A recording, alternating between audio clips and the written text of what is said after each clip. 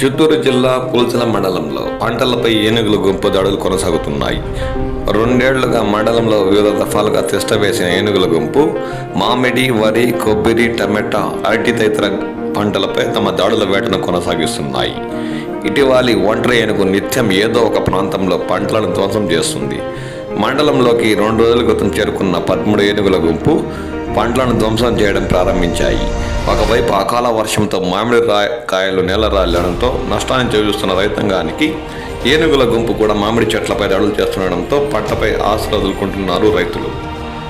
రాత్రి అయితే తూర్పు విభాగం అటవీ ప్రాంతంలో చింతలవంక నుంచి బయలుదేరిన ఏనుగుల గుంపు ముందుగా సైదుల్లగుట్ట వద్దకు చేరుకున్నాయి. కోటపల్లిలోని వెంకటరమణాయుడికి చెందిన 65 మామిడి చెట్లను విరిచి మామిడి కలనీల రాల్చాయి. భాస్కర్ నాయుడికి చెందిన 20 మామిడి చెట్లు, ఎర్రకి చెందిన 5, వినాయక్ చెందిన 20, దామోదర్ నాయుడికి చెందిన 20 మామిడి చెట్లను విరిచి పంటను నేల రాల్చాయి. అలాగే చెంగాకి చెందిన 9, జీపల్లిలోని వెంకటరమణకి చెందిన 30, నాగరాజుకు చెందిన 5 మామిడి చెట్లను కూడా ధ్వంసం చేశాయి.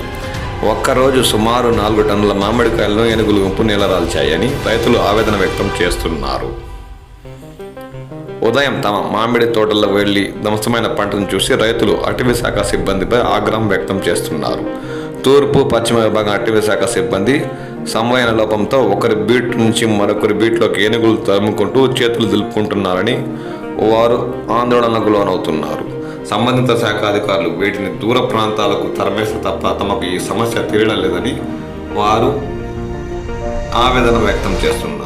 ఇప్పటికైనా సంబంధిత శాఖ అధికారులు వీటిని దూర అటవీ ప్రాంతాలకు తరమేయాలని వారు కోరుతున్నారు.